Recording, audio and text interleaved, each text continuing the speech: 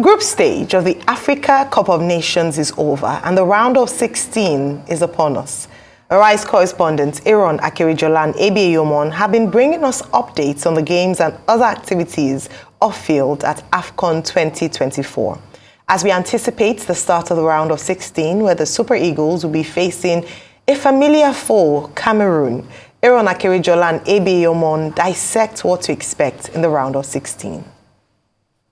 With the Super Eagles set to play Cameroon on the 27th as the round of 16 begins, certainly let's take a deep dive into the permutations and, more importantly, what awaits the Super Eagles and the rest of the teams at the AFCON 2023. I'm not here doing this alone.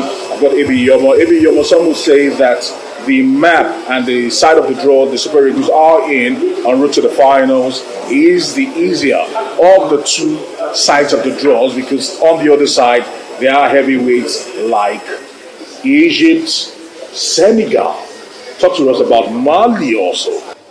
Well, looking at this on paper, Super Eagles actually seem to be on the easier side of the map, because should Nigeria defeat Cameroon, they could face the winner of Angola and Namibia's game. That's in the quarterfinals.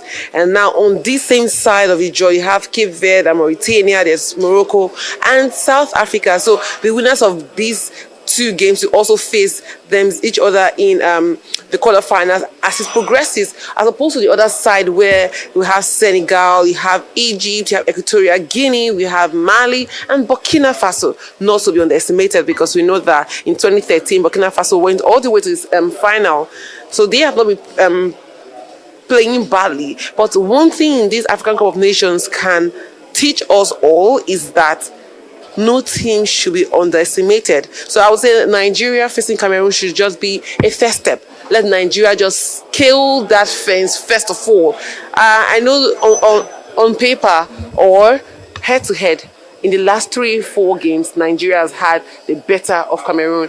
With their play now, I think if they get an improvement in their scoring, I think Nigeria should once more defeat Cameroon like they did at this same stage in 2019. All right, in 2019, when I look at the entire lineup of the round of 16, of say Senegal, so to speak, Nigeria has had one of the most enviable defenses and been very, very stingy in letting goals in the entirety of the tournament, understanding that we've only let one goal in.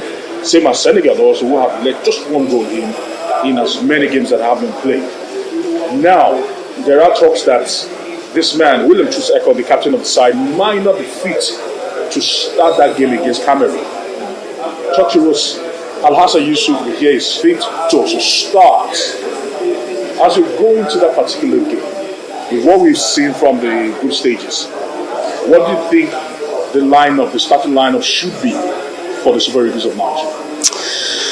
Well, I think the Super Eagles of Nigeria should have a little bit of tweak. For instance, so many might want to say Osimhen is a very little striker, like we all know. But I would still like to say, against the Cameroonian side, Nigeria has no business playing just one striker up front. I think Nigeria should play a two striking combination to get more goals, because when you look at the 3-4-3, it's the reason why we haven't considered goals in 2 matches.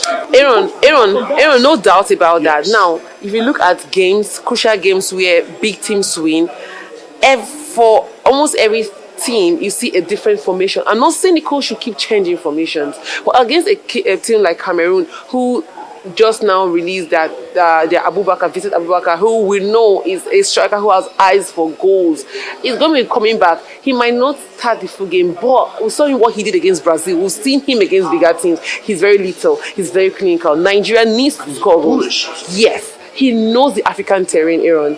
So I don't. There's no second chance this time out. There is no second chance. I still, in my own opinion, if you'd ask me, I think the Super Eagles should still maintain their 3-4-3 and just get a goal which metamorphoses into a 5-4-1 at some point. So if you'd ask me, I think it has worked for us in this tournament, because coming into this tournament, a lot of people blamed the defense, questioned the solidity of the defense, questioned the goalkeeping position, and questioned the midfield maestros we had.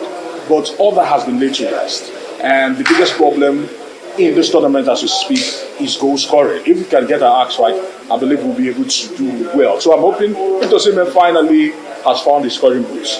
Whatever it was hidden, whatever it was missing, I hope he has found his scoring boots. Arguably the biggest game of the round of 16 has to be the game that pits the defending champions, Teranga Lions of Senegal, against the host themselves, the Elephants of Ivory Coast.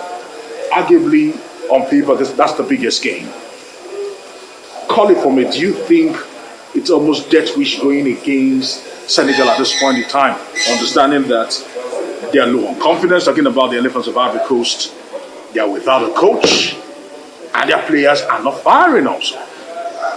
Well, for Cote d'Ivoire right now, I think not just Cote d'Ivoire, any team facing Senegal at the moment will be scared, will be praying and hoping they wake up on the wrong side of the bed when they face off, because Senegal at the moment are firing. They have youngsters who are doing well, Papissa, Lamine Camara, who has been wonderful. I think Cote d'Ivoire, I don't know the magic they're going to perform against Senegal, but I've almost written them off, but it's still football, anything will happen.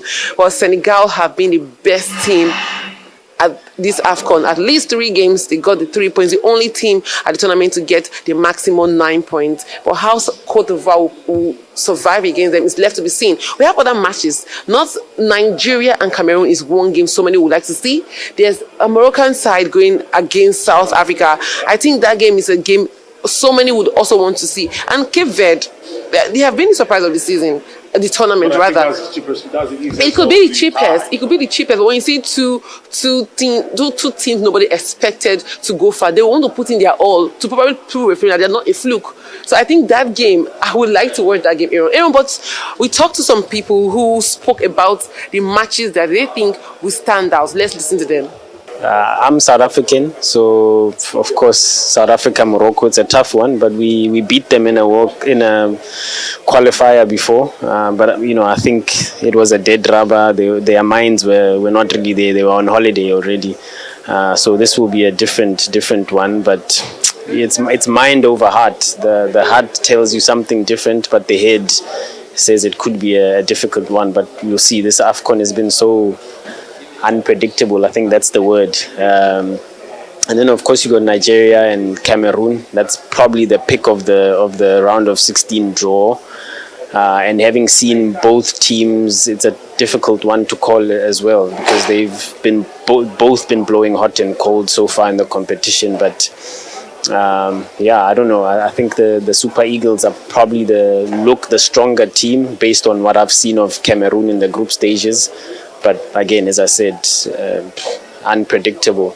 Well, I'm expecting more surprises. It's been an AFCON of shocking results so far. The big boys found it difficult to defeat the so-called minnows. The top match of last 16, we have 2 rivalry, Senegal, Cote d'Ivoire, and Cameroon, Nigeria. The big match. This is the big match of the last 16. Because Nigeria lose 3 final versus Cameroon, and we love to beat Nigeria. Cameroon love beat Nigeria. Yeah. Can you predict the score between Nigeria and Cameroon? All right, as we try to wrap it up today, one thing is certain: the Super Eagles do know destiny has called their name, and the big question is, will they answer? It's the big question. Will they answer? It is Nigeria against Cameroon at the Bonny Stadium here in Ivory Coast. Of course, our Rise News will be here to cover it for you. Let's see how it goes. Destiny calling, will they answer? I'd like to ask, very quickly before we go, predictions. Nigeria, Cameroon, everyone has said it's the big game for this weekend. Tomorrow, kickoff time is at 9 p.m. What's your predictions? Any predictions from Dr. Vati? Well, I don't want to speculate. Look, a football statistics website called whoscored.com tried to put together, now that the tournament has reached our stage, the best 11 in AFCON 2023. No Nigerian player was mentioned there. All the players that are there are from Cape Verde, Equatorial Guinea, Morocco, Algeria, even Tunisia, Senegal, of course, that have recorded 100% in terms of performance. So we have nobody there. But what has happened in this tournament is that all the big names, Mo Salah, went down with injury. We're not sure yet that he will be part of it at the end of the day. Sebastian Haller of Ivory Coast, he has not even played for Cote d'Ivoire. Andre Onana of Cameroon, the goalkeeper, he has only shown up once, and so on and so forth, you know. So, you know, it's a different tournament, but it's been entertaining so far. Yeah. Let's see what the Eagles will do tomorrow. But this idea that Nigeria can always wobble and fumble to the final, I hope that will not happen. But I like the optimism. Yeah, it's lovely.